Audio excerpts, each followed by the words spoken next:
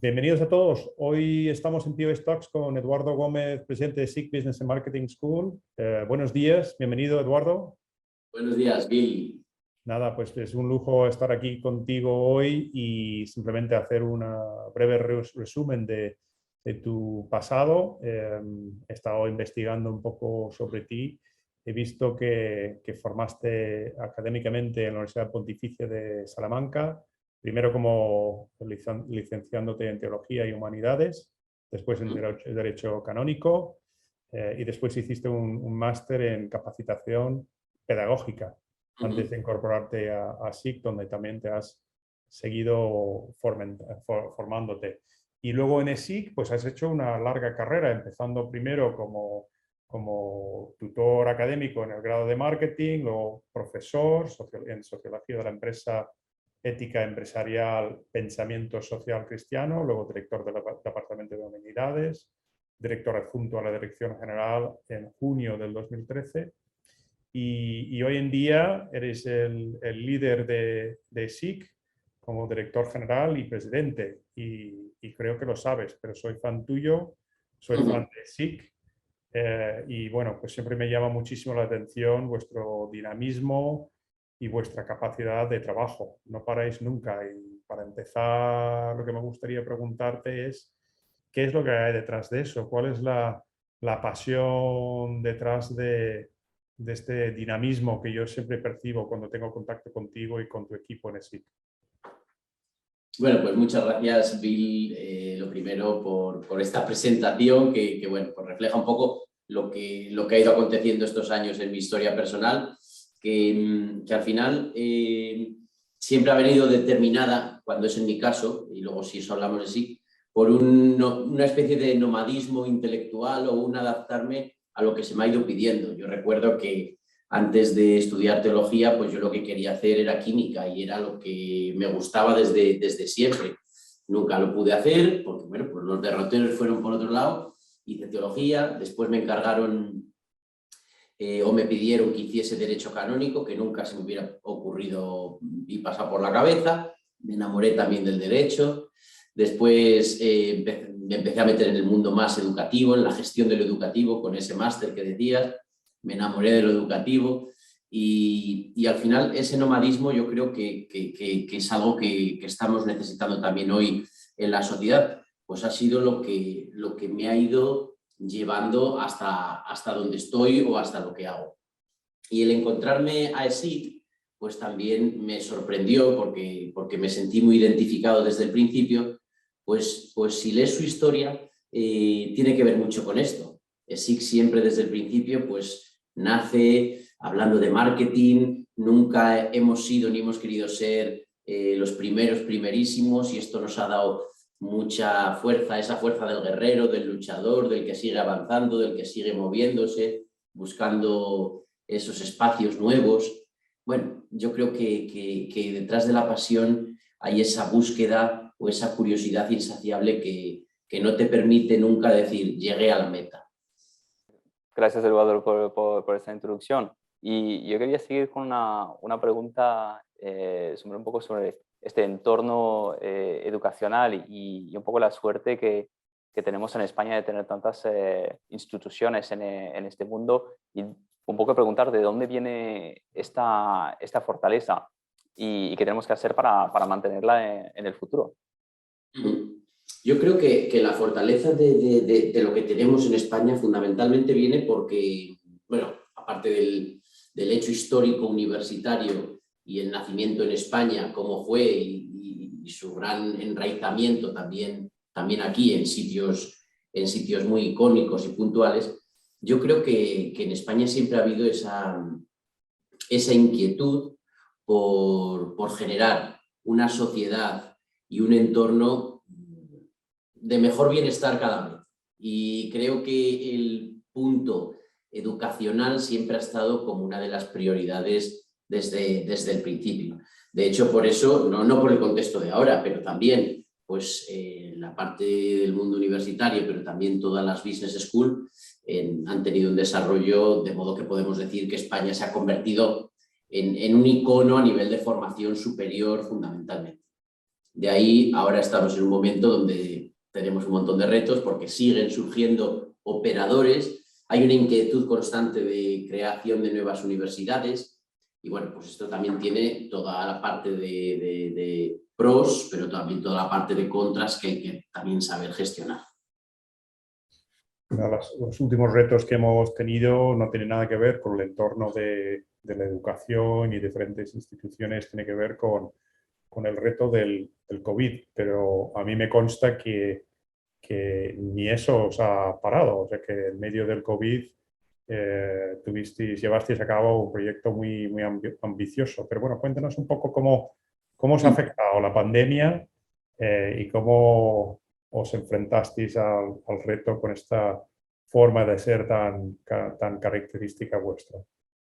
Bueno, pues la pandemia evidentemente ha tenido un impacto en la escuela fuerte, como en todas. Diríamos, me atrevería a decir interesante, incluso ahora que van pasando un poco ya los meses.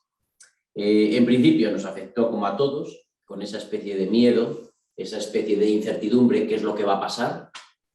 Nos afectó, pues, al encerrarnos tuvimos que aprender a trabajar desde casa. Nos afectó porque tuvimos que aprender a dar clase en remoto, cosa que todavía sí, es verdad que no ha tenido una fortaleza grande en esta formación a distancia, online, semipresencial, como queramos llamarlo. Tuvimos una afectación también bastante fuerte en la llegada de los alumnos internacionales, es decir, el resultado del año de la pandemia económico pues tuvo una afectación bastante interesante, sin que en ningún momento hayamos estado ni en números rojos ni en una situación preocupante, pero sí veíamos que la incidencia era grande. En todo esto, pues volvimos a lo de siempre. ¿Cómo podemos aprovechar esto en grandes oportunidades y qué podemos aprender de todo esto? Pues yo creo que uno de los proyectos que llevamos a cabo fue este de la formación a distancia y la formación online. Estando todavía moviéndonos en números discretos, dijimos, pues venga, ¿cómo podemos impulsar los 2 máster, los 5 programas superiores y los 10 programas de corta duración que tenemos online y que son residuales? Invirtamos en estos productos. Entonces, el lanzamiento de estos productos con mucha más fuerza, a día de hoy ya encima de la mesa, la construcción o la constitución de una unidad puramente online, pues ha sido uno de los frutos más importantes. Otro fruto importante ha sido el modelo educativo. El modelo educativo lo hemos cambiado en ESIC, lo llamamos Transformative Learning, y al final veíamos que era un proceso que une todo lo aprendido durante la pandemia, lo que seguimos aprendiendo, une el online y el offline, depende de modo que ya no hay casi diferencia o barrera entre un ámbito y otro. Constituimos una experiencia educativa sin un campus físico, sino como un campus infinito, también donde el alumno puede elegir porque él es el protagonista de su formación, no es el profesor, no son los alumnos, no es el entorno que no existía, sino es todo esto. Un proyecto también muy interesante que llevamos a cabo y que fue fruto de la pandemia fue el fundar un nuevo campus en Medellín, en Colombia, y esto también ha sido muy interesante, pues hablando con los socios que están al frente de la escuela de Granada, pues decíamos, bueno, ¿qué podemos hacer juntos? ¿Qué se nos ocurre? Y empezamos a diseñar y a soñar cómo llegar hasta Medellín, de modo que ya fuimos en plena pandemia a abrir este campus y a inaugurar.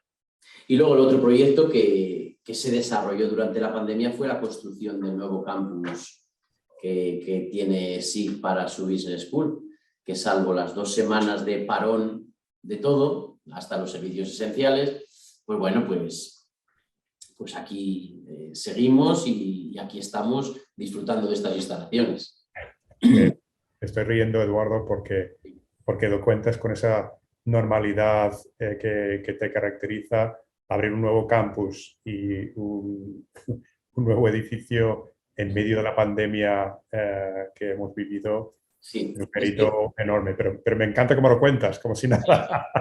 Es que surge encima, porque justo antes de la pandemia, unos meses antes, nos aprueban como universidad privada y la universidad ESIC surge o nace en pandemia, lo cual nos obliga a hacer otras instalaciones para el resto de unidades académicas porque no las podíamos compartir. Entonces surge un ecosistema. Y después también, fruto de la pandemia, como último punto que señalaría, ha sido el nacimiento de una nueva división, que han sido los ciclos formativos de grado superior. De modo que sí, durante la pandemia ya tenemos 250 alumnos que están cursando estos ciclos formativos. Sí abarca toda su dimensión en el ámbito superior, desde un ciclo formativo hasta un máster, un doctorado, etc. Y bueno, pues lo cuento con normalidad, pero esto no quita que por dentro hayamos estado y sigamos en cierta ebullición, sobre todo aprendiendo a ser lo que somos o queremos ser. Suena que así ha sido un periodo muy, muy transformacional para vosotros, y si lo tenías que abarcar en un aprendizaje, ¿cuál sería para ti el mayor mensaje de estos 2 últimos años? Sí, el mayor aprendizaje ha sido el trabajar de un modo más ágil y más flexible que lo veníamos haciendo, si cabe. Y el ser capaces de creer en nosotros mismos como institución, en el talento que la sustenta y decir, si creemos que podemos, realmente podemos hacer cosas. Pero también señalando eso, esa otra parte que siempre nos ha caracterizado, nunca aspirando a llegar muy pronto a la meta, a ser los mejores, sino seguir manteniendo ese espíritu del guerrero que constantemente quiere conseguir un reto, quiere conseguir otro, y que nunca se da por satisfecho porque se da cuenta que aún así va siempre por detrás, nunca estás a la altura de lo que pide la empresa. Entonces yo creo que esto nos ayuda cada día pues también a mejorar o a seguir. Y eso ha sido un poco el aprendizaje de este tiempo. Dentro de lo que es la digitalización, que todos nos hemos visto obligados, bueno, de hecho hoy estamos aquí haciéndote una entrevista por Zoom, gracias a que esto ya es el pan nuestro de cada día de todos, pero dentro de esta aceleración digital que también habéis vivido vosotros, que lo estabas mencionando antes, ¿qué es lo más sorprendente? ¿Hay algo en particular que te llama mucho la atención, que habéis podido hacer y que nunca lo hubieras esperado? Lo más sorprendente de esto. Pues yo creo que lo más sorprendente ha sido la actitud y el empeño de nuestro claustro de profesores por seguir manteniendo a toda costa la formación, sea en la modalidad que fuese, y que los objetivos de aprendizaje se cubriesen. Y a nosotros nos obsesionaba constantemente la experiencia, es decir, aun sabiendo que no se podía replicar, que la experiencia del alumno fuese casi igual. Entonces, bueno, pues yo es de lo que más estoy satisfecho, porque, bueno, es verdad que trabajar desde casa, que es lo que hemos hecho, pues con todas las dificultades que tiene y el aprendizaje que ha llevado, pues bueno, no lo pongo tanto en valor, o el poder hacer reuniones o entrevistas así, casi es más cuestión de hábitos o de rutinas que ya nos hemos marcado y son para nosotros sencillas. Pero lo que supone replicar toda una vivencia física en una vivencia virtual, que creo que es la universidad, que no solo es el consumir formación, sino intentar trasladar todo esto a un entorno virtual, pues ha sido el reto mayor, y sobre todo, bueno, pues que tenemos el ser capaces de garantizar esto con tantos alumnos y tantos profesores. ¿Y tú crees que es un modelo que se va a mantener en el tiempo? Yo creo que sobre todo viéndolo desde la parte de formación, donde la experiencia física era tan importante. Pues yo creo que hemos aprendido a valorar lo mejor de ambos mundos. Y a llegar, quizá vamos a empezar a llegar a un equilibrio en los próximos años. ¿Por qué lo digo? Porque si miramos el entorno de Madrid, todas las instituciones educativas de ámbito superior estamos construyendo o hemos construido. Hemos metido ladrillos y yo me preguntaba a veces, digo, ¿estaremos todos confundidos? Bueno, porque nosotros nos podíamos confundir, pero todos, digo, poco probable. Lo importante yo creo que va a ser que los entornos digitales nos ayuden, por ejemplo, para consumir y para hacer las cosas que puedes hacer en cualquier momento mejor que en tu universidad. De modo que el campus pues sea ese campus infinito. Y solo así adquirirá un valor mucho más fuerte la presencialidad, porque en la presencialidad haremos exclusivamente lo que solo se puede hacer estando físicamente. Y creo que entonces pondremos mucho más en valor el estar juntos y también nos veremos con muchas más facilidades para consumir, por ejemplo, los estudiantes contenidos en cualquier contexto o momento donde pueda ser mucho más cómodo.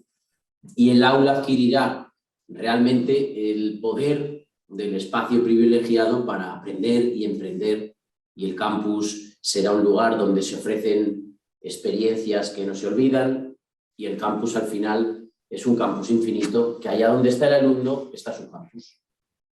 La idea del campus infinito me parece súper interesante y hay muchas empresas que están justo ahora empezando su vuelta con porcentajes de tiempo presencial y diferentes.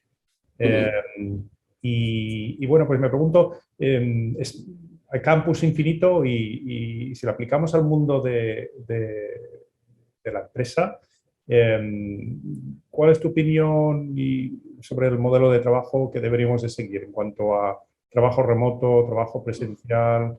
¿Cuál es tu punto de vista, Eduardo?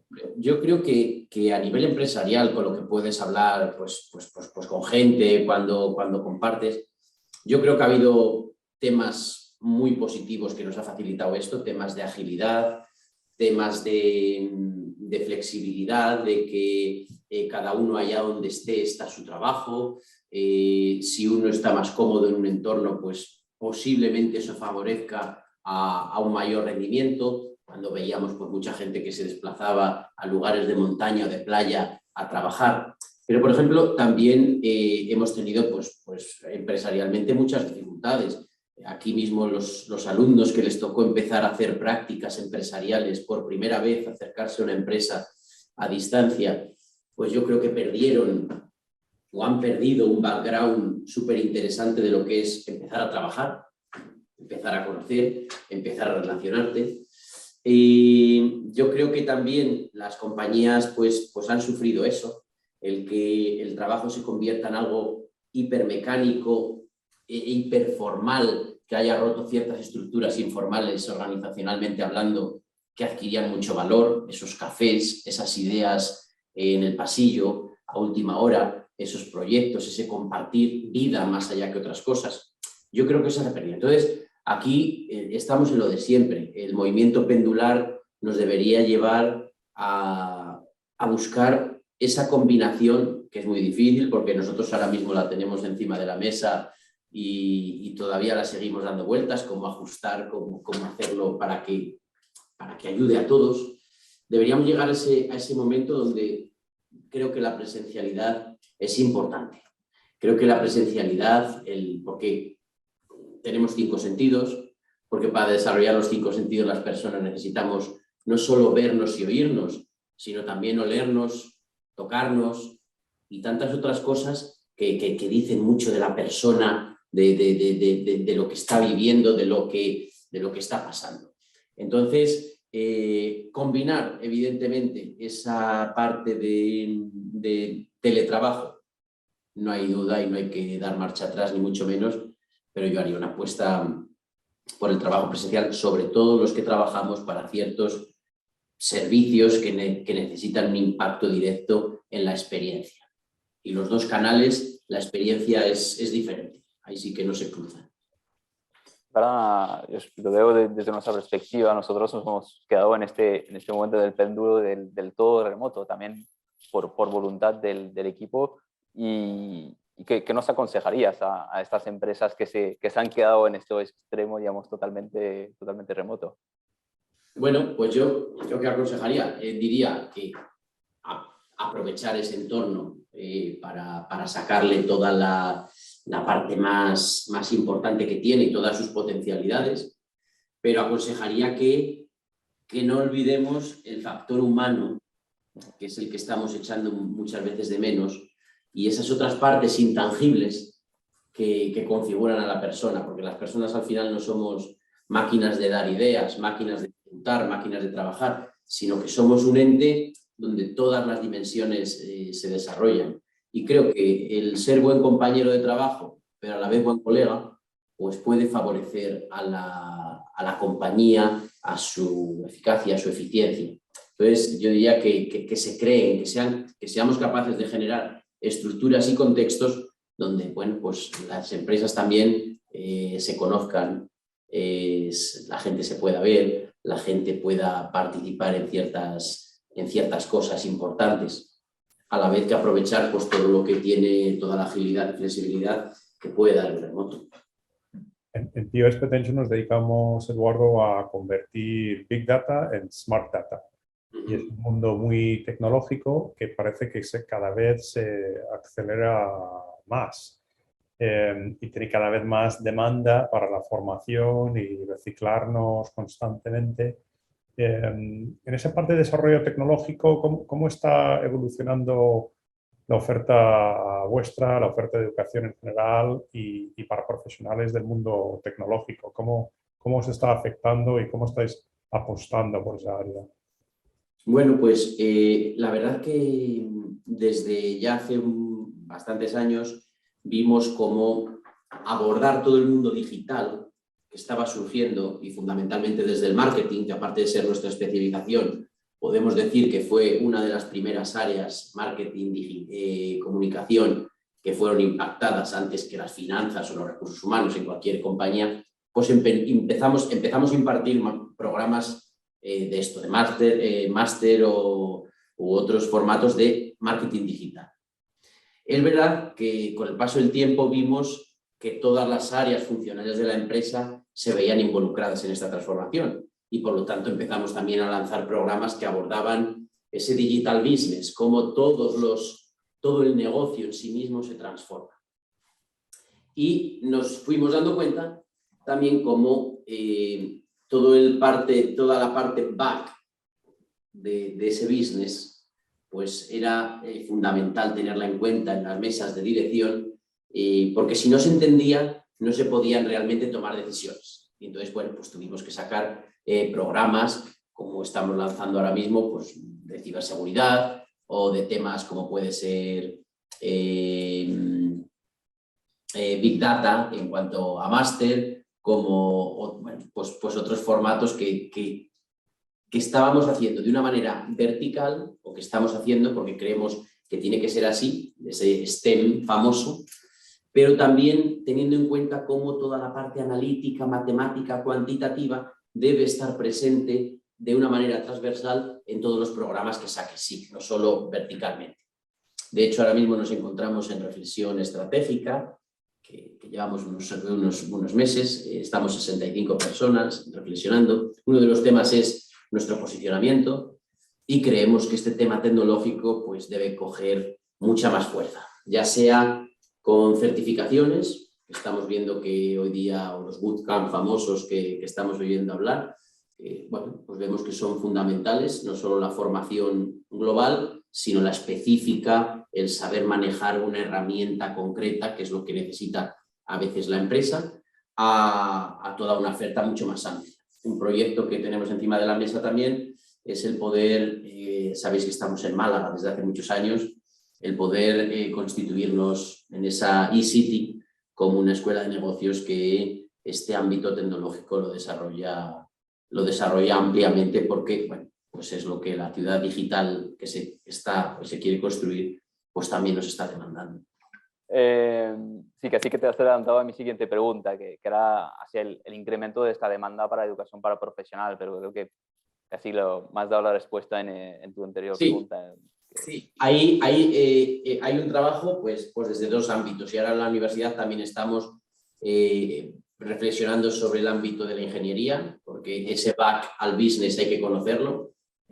Y estamos definiendo, bueno, pues cómo se van a necesitar perfiles, pues están necesitando perfiles tecnológicos puros, pero también perfiles de business que sean interlocutores válidos con la tecnología, que sin conocer todo el mundo profundamente de programación, etcétera, o tantos ámbitos que hay, sí que tengan las nociones suficientes para poder tomar decisiones en falta a eso. Es decir, yo creo que nos está haciendo falta los dos perfiles, y ya no hablemos si hablamos de ese reskilling que estamos oyendo y sintiendo que es necesario. Entonces, tanto el perfil técnico 100% como el perfil más de gestión empresarial que conozca el ámbito tecnológico, pues y es muy distinto uno de otro, yo creo que va a ser necesario en este incremento que señalabas. Simplemente para terminar, Eduardo, nos gusta terminar con una nota de optimismo. Estamos en un año muy difícil por muchísimas razones.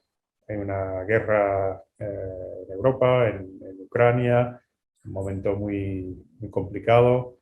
Las empresas en general están viviendo, en parte debido a esta situación, momentos muy retantes por la inflación de energía, de materia prima, muchos retos, más de cualquier otro sitio más normal.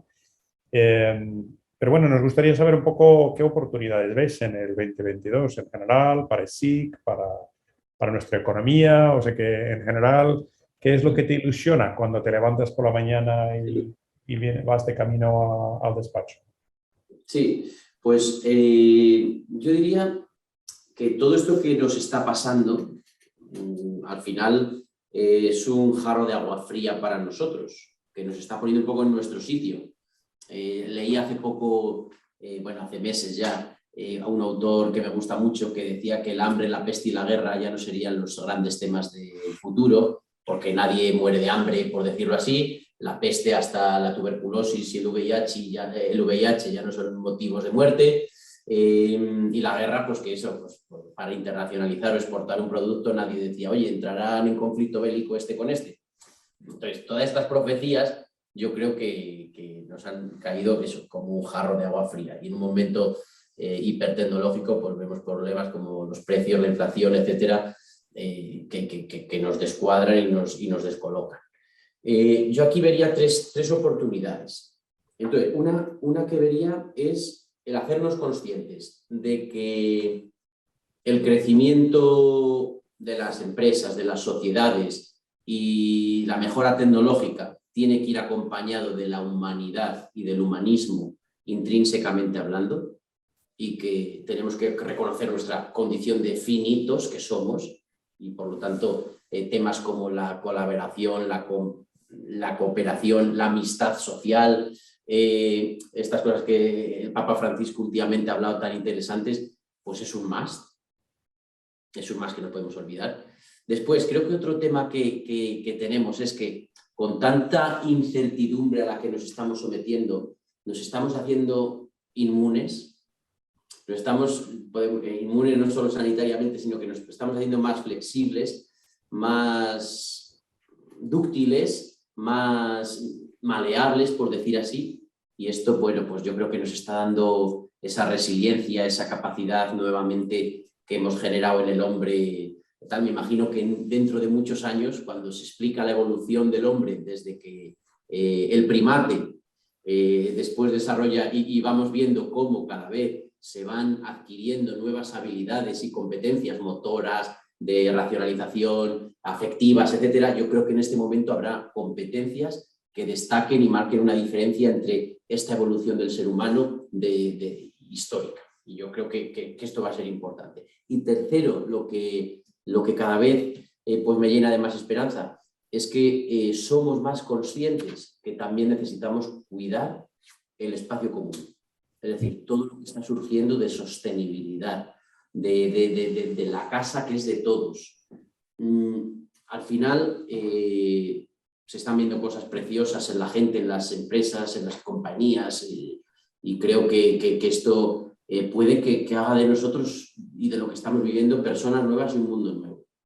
Entonces, por decir así, son tres cosas que me ilusionan, porque veo brotes verdes, veo indicios, veo señales, veo luces, veo al final del túnel hay algo, y creo que la persona, el hombre y la mujer, pues como siempre, pues sabremos, después de meter la pata, como la hemos metido siempre, sabremos estar a la altura y a punto para salir adelante.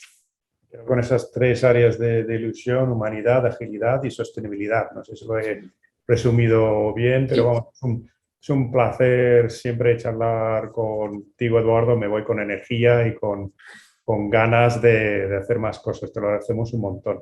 No, yo a vosotros porque, bueno, pues aparte de estar cómodo, Bill, que a ti ya nos conocemos, bueno, pues la entrevista creo que ha sido, como decías, pues entre amigos y sobre todo compartiendo humildemente pues, lo que pasa por dentro, lo que día a día nos preocupa y nos ocupa. Enhorabuena por lo que hacéis. Gracias a vosotros.